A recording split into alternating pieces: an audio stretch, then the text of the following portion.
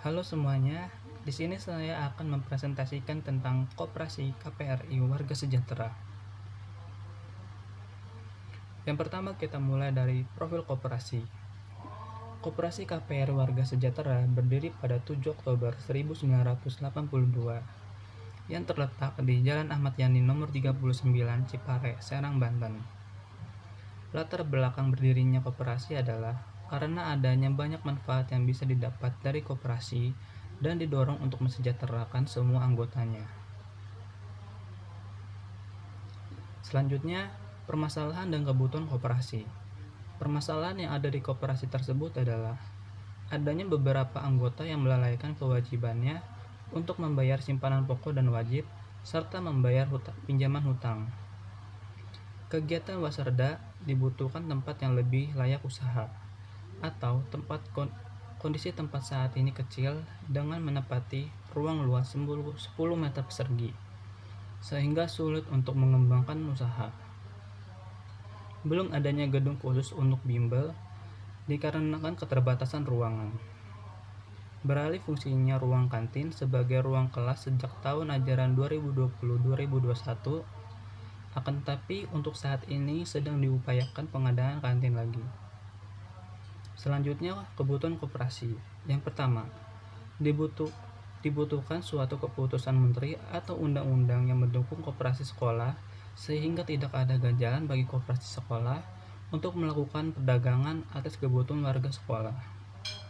Yang kedua, butuh ruangan untuk yang memadai dan representatif untuk unit usaha, wasarda, dan kantin, serta unit layanan bimbel. Selanjutnya ada bidang usaha. Pada mulanya, Koperasi Warga Sejahtera hanya memiliki satu unit usaha, yaitu usaha simpan pinjam. Akan tetapi, seiring dengan perkembangan yang terjadi dan kebutuhan untuk mengembangkan unit-unit usaha lainnya, maka koperasi mengembangkan unit usaha non-USP seperti wasarda dan kantin, serta unit layanan bimbingan belajar pada tanggal 10 Februari 1994. Selanjutnya ada prinsip-prinsip koperasi. Terdapat 7 prinsip, yaitu yang pertama, keanggotaan bersifat sukarela dan terbuka. Yang kedua, pengelolaan dilakukan secara demokratis. Yang ketiga, pembagian sisa hasil usaha dilakukan secara adil sebanding dengan besar jasa usaha mereka masing-masing anggota. Yang keempat, pemberian balas jasa yang terbatas terhadap modal. Yang kelima, kemandirian. Yang keenam, melaksanakan pendidikan perkoperasian bagi anggota. Yang ketujuh, kerjasama antar koperasi.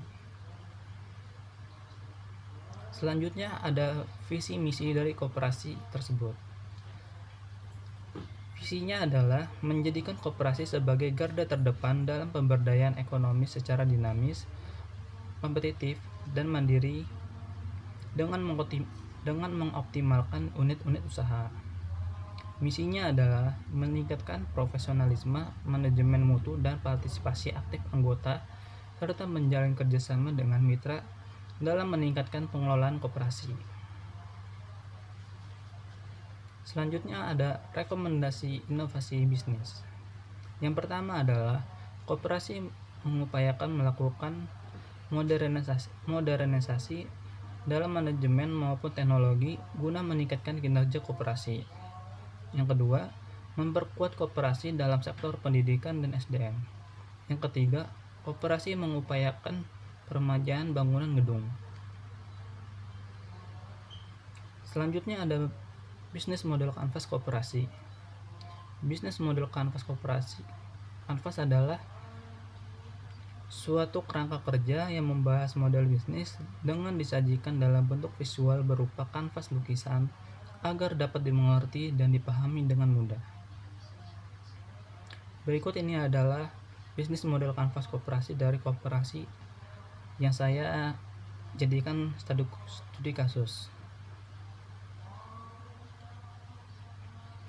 Selanjutnya ada rekomendasi visi dari saya adalah menjadi koperasi yang lebih terdepan dalam meningkatkan kesejahteraan anggota serta meningkatkan mutu pendidikan.